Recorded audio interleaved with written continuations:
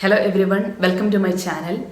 In this video, today we will discuss a question related to dysphagia and aspiration pneumonia. I hope some of you have an idea about this. We'll start with the question. The home health nurse teaches an elderly client with dysphagia some strategies to help limit repeated hospitalization due to aspiration pneumonia. Which statement indicates that the client needs further teaching? So the question is asking to us that when a home health nurse, she went to a home with a client who have a problem of dysphagia.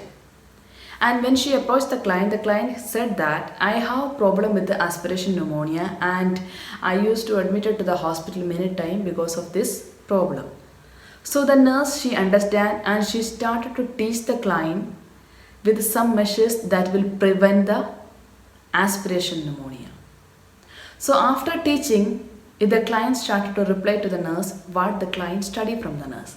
But out of the four statements, the one statement made by the client that is wrong.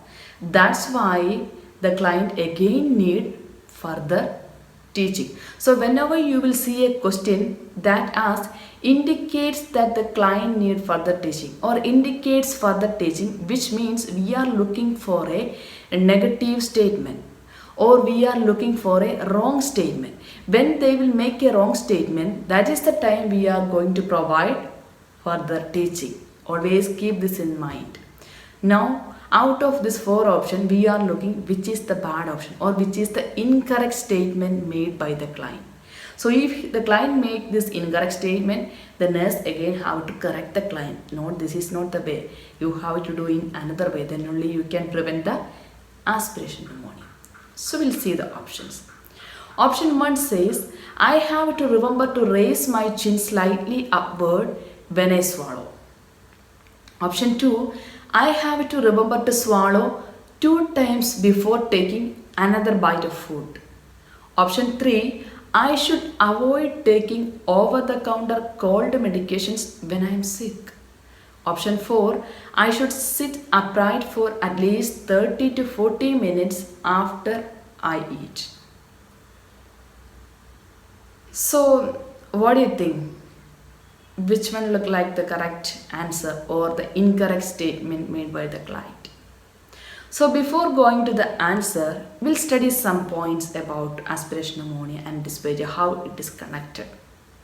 So dysphagia increases the risk of aspiration. How? Because this oropharyngeal secretions, food items, fluids that will go to the lungs. When this foreign particle reach the lungs, that will develop aspiration pneumonia. So that is the connection with the aspiration pneumonia and dysphagia. Because the client have dysphagia means difficulty swallowing. When they have difficulty swallowing, there might be sometimes some food particles will, by mistake, it will go to the lungs. Once it will reach the lungs, it will develop aspiration pneumonia. So that is the mechanism or the pathophysiology behind this point. Then we'll see what are the interventions that should take to prevent aspiration pneumonia for a client who have problem with the swallowing or who is having problem of dysphagia. What are the type of clients, just like the client who is like elderly or those who have a neurological dysfunction, decreased cough or gag reflex, decreased immunity, chronic disease. These are some of the risky clients. We'll see the points. What are the interventions? The first one is the thickening liquid to assist swallowing. So while we are providing the food, it should be at least a thickened food. Should not be a liquid diet because the liquid there is a more chance to swallow, more chance to aspirate. So always try to ensure that the client is taking a food that will not make more aspiration. So provide a thickening liquid. Then the next one, brushing teeth and using antiseptic mouthwash before and after meals. Why? Because sometimes if we will not wash properly after having this food, some particles will be stay in our mouth and that particles will create bacteria also. So there is a chance of going this particle to the lungs after some time of having food. So that's why we insist to do the brushing with the antiseptic mouthwash before and after the meals. And also this will reduce the bacterial count before eating, because sometimes during the time of food having food, the client will aspirate. So if they have more bacteria in the mouth, that bacteria also will go through along with the food. So that is also a point we are instructing the client to do the brushing before food, having food. Then next intervention is that, or the precaution measure is that, swallowing 2 times before taking another bite of food, which means the client should be instructed to swallow at least 2 times before taking the another bite of food. That will clears the food from the pharynx, which means sometimes the client, they will have the food continuously, they will eat like a normal person. What will happen if the food may be obstruct and there's a chance of choking, coughing, and it will leads to aspiration. So preventing that, we should instruct the client to swallow at least 2 times, so it already clear, then take the next bite of food.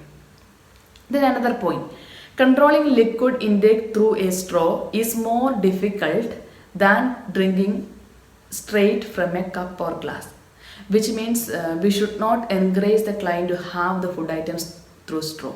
It will increase the risk of swallowing and swallowing difficulty and choking. So it's better to have from the cup or glass.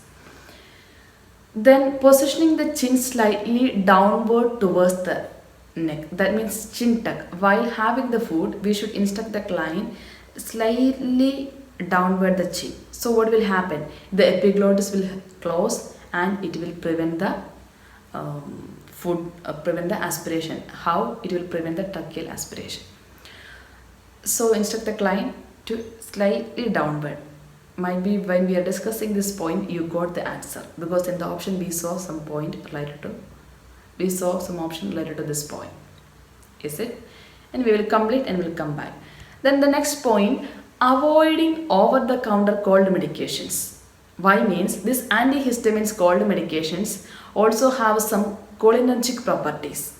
So what will happen? This will decrease the production of saliva. The saliva, the enough amount of saliva is needed for proper swallowing and chewing. So that's why we will instruct the client avoid taking over-the-counter cold medications. Then next point, sitting upright for at least 30 to 40 minutes after meals. So this will allow the emptying of food and the proper moving of food from the through the alimentary tract, and also it will prevent the gastroesophageal reflux. So that's why we'll instruct the client at least try to sit upright for 30 to 40 minutes after having the food. Then smoking cessation. So these are some of the points or the precautions or the instruction that the nurse should give a client who have problem with the dysphagia to prevent the risk of aspiration and repeated hospitalization. Now we will come back to question. What is our answer? Yes, our answer is option 1. I have to remember to raise my chin slightly upward when I swallow. What we studied. I have to remember to slightly downward my chin, not slightly upward. So this is an incorrect statement. This is an incorrect statement made by the client. So when the client will make this statement, the nurse should instruct or emphasize the client that this is not the way. You should slightly downward the chin. Other 3 options we already studied, that is the correct statement. So this is for today. Please review the topic and try to discuss more questions, try to study more questions related to aspiration pneumonia. I have seen some questions related to these topics. Hope everything will be fine. You are doing well, all of you are studying good, and I wish you all the best. We'll see with the next question on the next video. Bye bye.